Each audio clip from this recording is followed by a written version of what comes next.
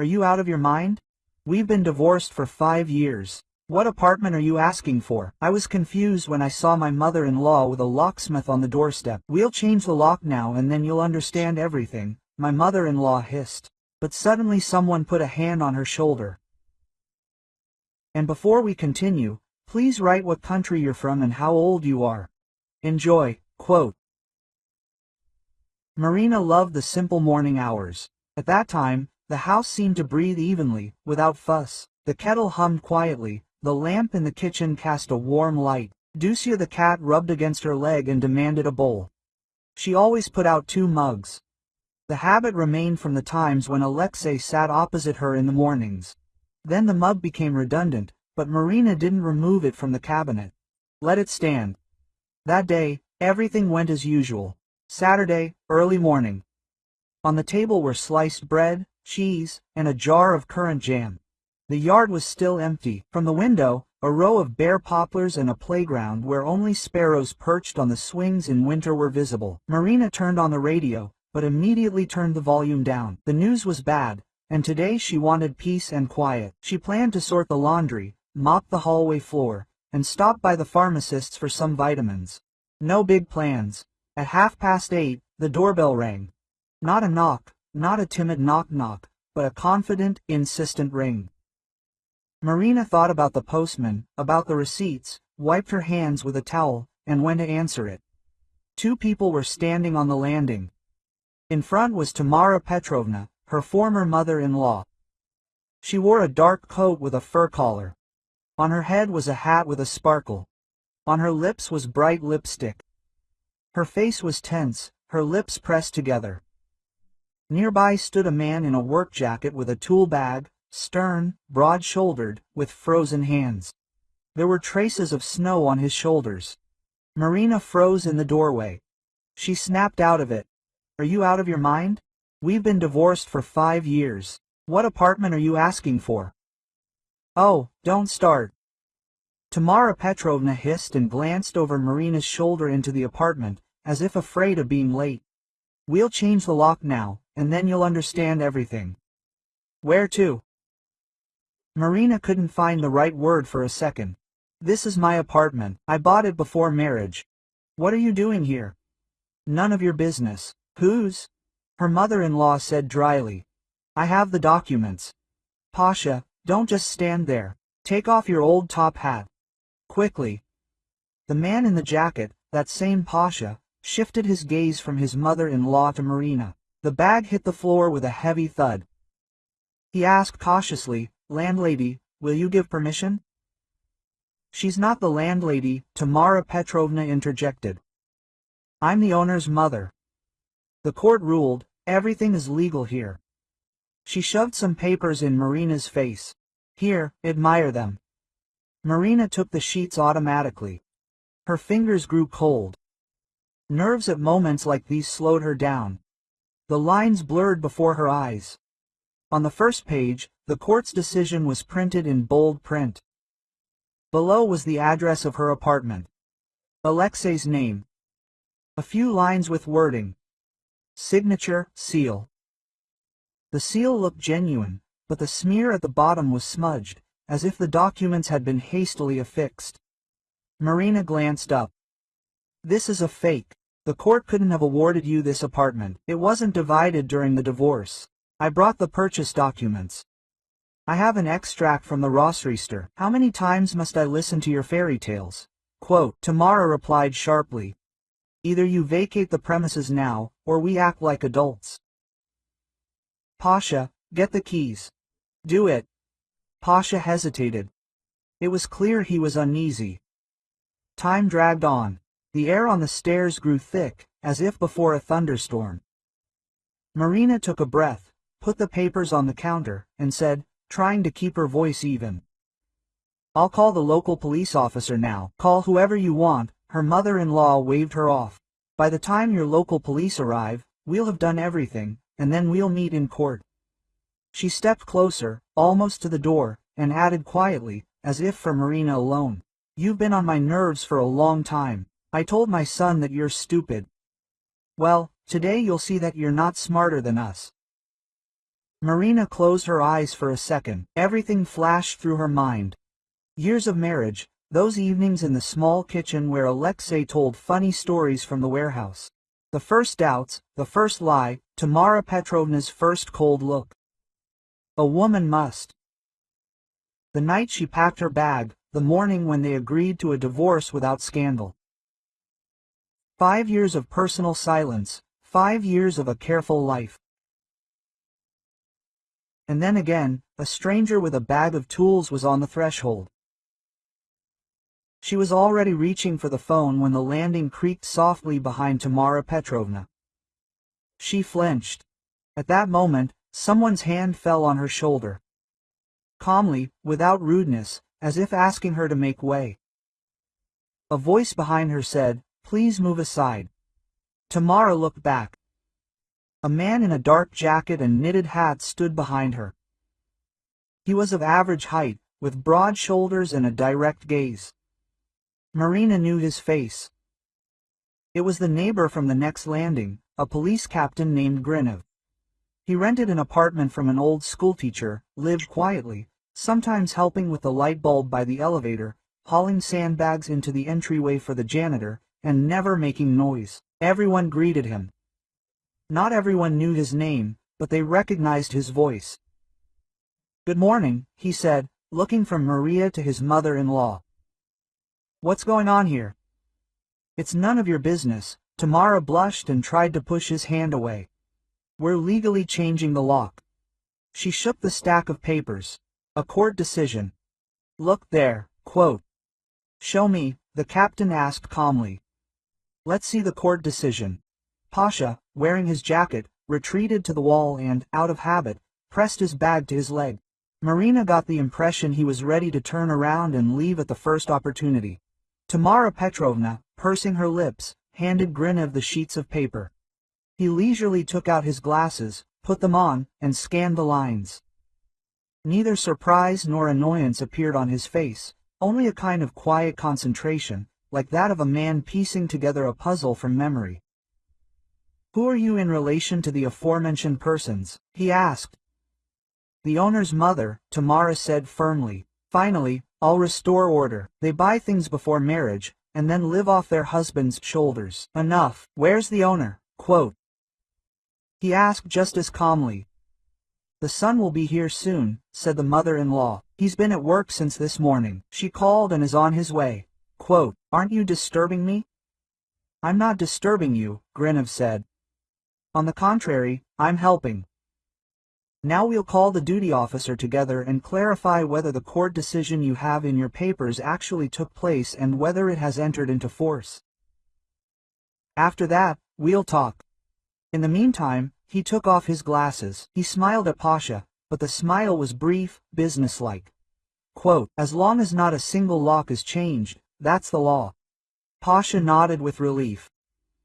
Tamara's eyes sparkled. Quote, "Who are you here?" "The local police officer from my yard." "Your neighbor, the police captain," he replied.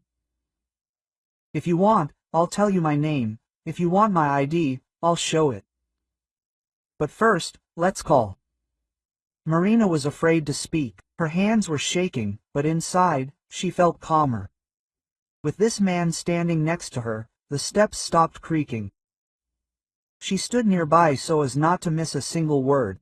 Grinev dialed the number, introduced himself briefly and clearly, explained the situation, dictated the decision number and date, listed the names, then listened, nodded, and asked clarifying questions. Finally, he said, "Understood," and hung up. Quote, "According to the duty station," he said quietly, "a decision with that number does not exist. The seal on the document is incorrect. The judge's signature is wrong. We will confiscate the documents and add them to the file. Now I will call the squad and the investigative team to formalize everything properly." He looked up at Tamara. "I suggest you sit down on the bench downstairs and wait. You cannot leave. It is in your best interests." "Oh, really?" the mother-in-law croaked. "A fake, a brazen lie. You're all in this together." She turned sharply to Pasha. "Why are you frozen? Do what you said." Pasha seemed to be waiting for just that. picked up his bag and stepped back. I won't change the lock without the owner's written consent and without the police being present. Forgive me, traitor, Tamara barked. At that moment, quick footsteps were heard on the stairs. Someone was running up, skipping steps. Alexei, Marina's ex-husband, appeared.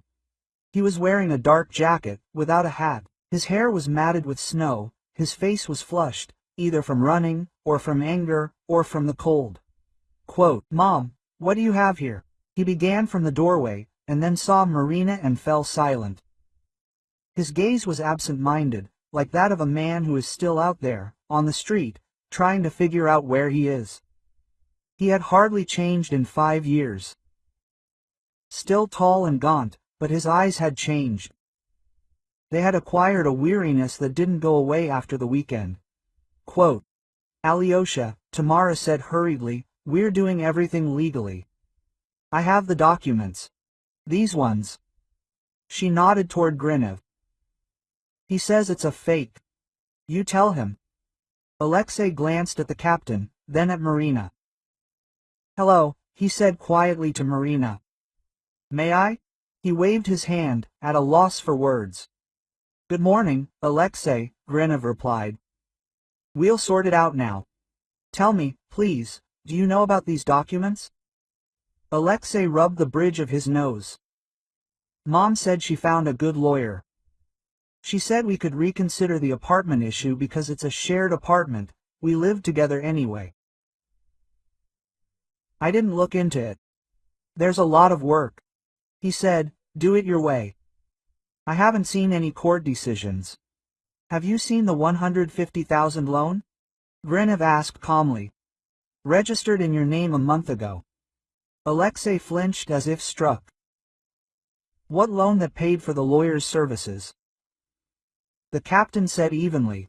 "At least, that's what the receipt says." He took a copy out of the folder, which someone had obviously already given him over the phone. "Here, look, I accepted it from Alexei Alexeyevich." He showed the sheet. Alexei took the paper, touched the top edge with his fingers, as if checking if it was genuine. He read slowly. His face darkened, like the sky before a snowstorm. He looked up at his mother. She looked away. Quote, "Mom," he said, his voice breaking. "What's this?"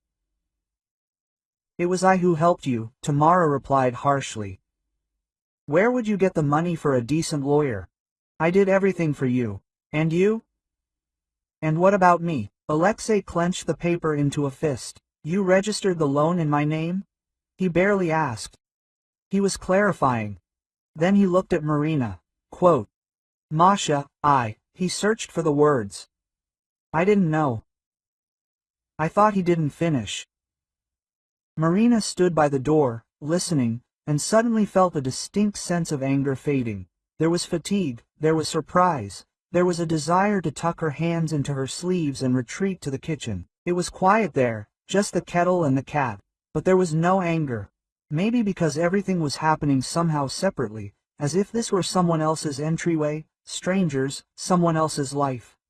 Quote, "Gentlemen," Grinev said, "let's do this. The patrol will be here soon, and we'll go to the neighbor's apartment so as not to keep people on the stairs. Later, we'll go to the police station. Marina Sergeyevna, in the meantime, gather your property documents and the deed of gift, if you have one, and the extract from the Federal Registration Service. Alexei Alexeyevich, get your passport ready. Tamara Petrovna, you too. Pasha," he turned to the locksmith. "Sorry for the inconvenience. Your assistance is not required here, but if you need proof of why you were detained and the lock was not changed, I am ready to explain it to your employers." "Yes, I'm my own employer," Pasha shrugged with relief. "But thank you, I'll be going." "Yes, go ahead," Grinev nodded. "And please remember, locks are only changed with the owner's consent. This is important." Pasha left almost running, as if he had dropped a heavy burden. The stairs became more spacious. Tamara sat on the edge of the step, put her bag down, and clasped her fingers tightly, like a vice. Alexei stood, leaning against the wall, as if he couldn't breathe. Marina entered the apartment, stood for a second in the hallway, leaned her forehead against the doorframe, collected her breath, and went to get the documents. The folder was lying where it always was, on the top shelf in the closet, in a blue cover. She took it out and went downstairs. Renev took the folder, carefully glanced at the cover, didn't look at it, and handed it back. Quote, "Later," he said, "right now it's important for us that everyone is there." 10 minutes later, the patrol arrived. The young men, polite and reserved, drew up a report and took everyone's documents. Tamara was asked to go to the station to explain the paperwork. She resisted, but not very much. It was clear that her strength was fading, and she was holding on only by her usual anger. Quote, "I'll go with Mom," said Alexei. "I need to understand what she did." And he turned to Marina. His eyes were tired and confused. Quote, "I'll stop by again, if possible." "Come in," Marina said. Just later. They left. The entrance was empty. Renev remained on the landing, took off his hat, ran his hand through his hair, and returned it to its place. Quote, "Sorry for interrupting," he said. "Just some noise." And the corners of his lips twitched into a smile. "You know I'm nearby. I'm here." "Thank you," said Marina. "If it weren't for you, I don't know how." "You would have called," he replied, "and everything would have been the same." He looked at the door. "Close it and try not to think too much. Everything can be solved." He went downstairs. Marina slowly closed the door and leaned her back against the smooth wood. It was quiet inside. The kettle in the kitchen was cooling. The window was fogged up. Marina went into the kitchen and sat down. Her hands were still shaking, but the fear was gone. Everything dragged on as usual in the department. Tamara was being questioned for a long time. Alexei sat on a chair against the wall, staring at the floor. For the first time in many years, he didn't act like a man who knows everything in advance.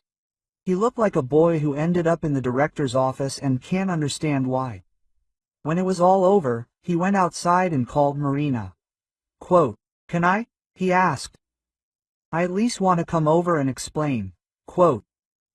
Marina was silent for a long time, then said, "Come in the evening without Mom." He arrived after 7. He was wearing a different jacket. He looked quieter. "Tea?" asked Marina.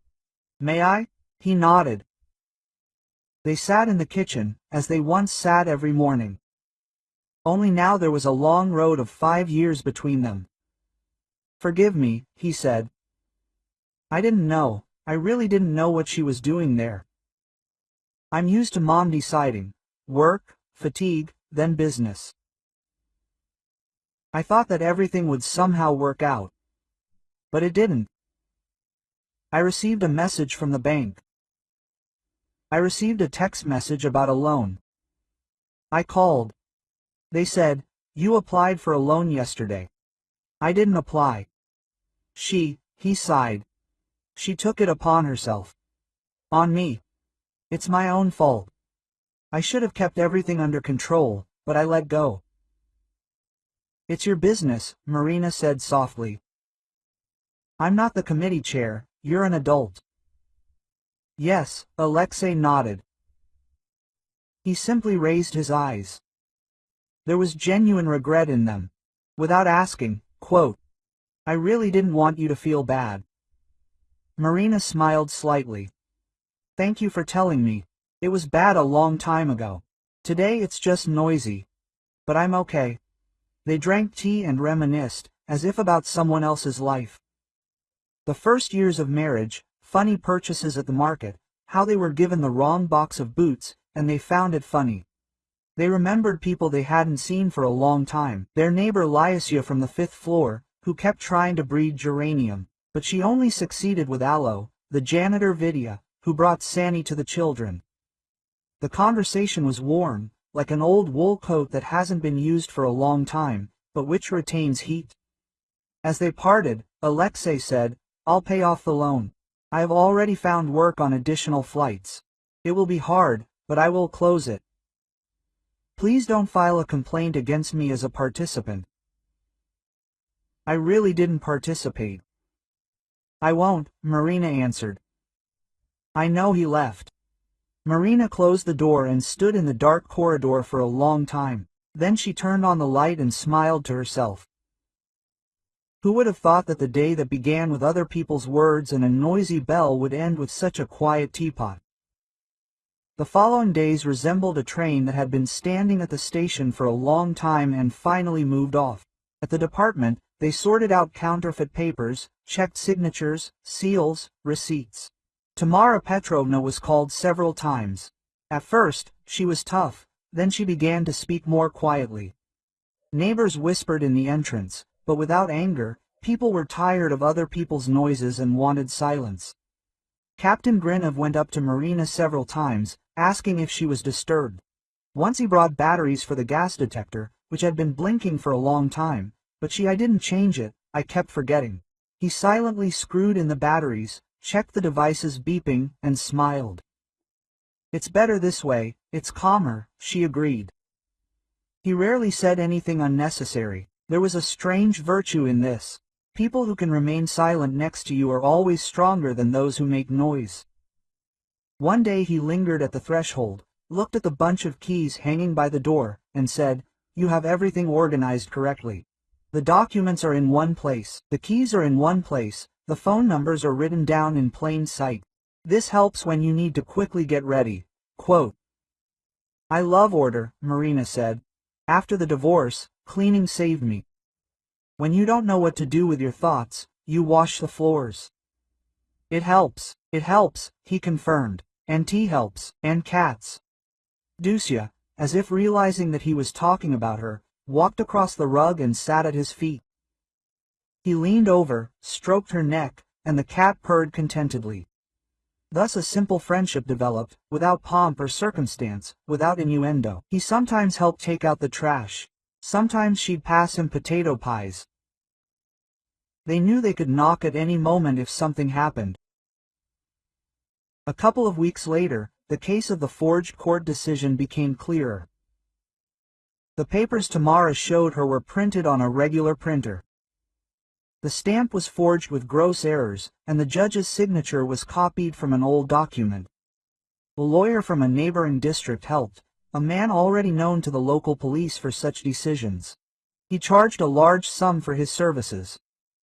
To pay, Tamara persuaded Alexei to take out a loan, promising to repay him. When the forgery came to light, the lawyer disappeared. Tamara faced responsibility. A non-criminal charge, but serious penalties. Alexei had to bear his share. He began driving night flights, took on part-time jobs, spent less time at his mother's house, and, oddly enough, this turned out to be a good thing. He lost weight and became calmer. Sometimes he would meet Marina at the entrance, nod and say, "Well, how are you?" She would answer, "Fine." And that was enough. One quiet evening, Tamara knocked on Marina's door herself, without lipstick, without a fur coat, in a simple dark coat, with a scarf.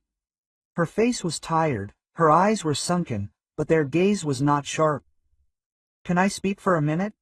she asked. "I came to tell you," she began and fell silent. "I don't know how," she admitted unexpectedly. "All my life I lived the way my mother taught me. I thought it was right, to push, to demand, to take, but now I understand that not everything." She cleared her throat. "I am guilty before you. I wanted to kick you out. I wanted to humiliate you. I was angry. I wasn't thinking. She sighed. I see that you are not my enemy. You just want to live. And so do I." She took a piece of paper out of her bag. "Here's the receipt. I've paid off half of what I borrowed for the lawyer. Alexei will pay the other half." I told him, and he agreed. I don't know how to ask for forgiveness. But forgive me if you can. Marina looked at this woman and saw before her neither a mother-in-law nor an enemy, but a tired person who had held on to the wrong things and had finally let them go. "I'm not angry with you," said Marina. I stopped being angry a long time ago. It's all nerves. They are always silent, and then they shout, I have peace now. Let's each live in our own house and not make noise. Quote, did you agree? Tamara nodded. Thank you. She stood for another second and added, already at the threshold, he's not angry with me, he's weak. You were a good wife to him. Sorry for bothering me. She left. Marina closed the door and understood. It became easier to breathe in the house. The clock ticked quietly in the kitchen. The tea in the glass had cooled, but it remained sweet. She finished it, turned off the light, and said in the darkness, thank you. To no one in particular. To everyone at once. For the hand on your shoulder, for not changing the lock, for not having to shout, for sometimes, admittedly, coming quietly, but on time. And she fell asleep as peacefully as she had woken up on that Saturday when it all began, and immediately fell into place. The place.